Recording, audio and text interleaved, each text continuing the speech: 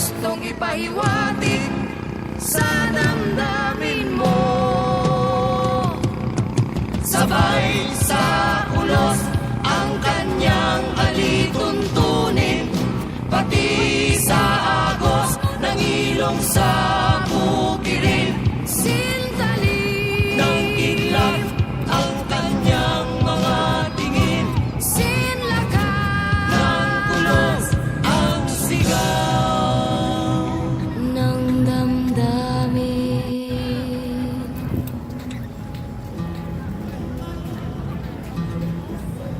Tumigil ka sa paghakbang at siya'y pagmasdan ang kanyang mga kamay na sintigan ng tigan. Siya'y sumisigaw ng kung anong adhikain.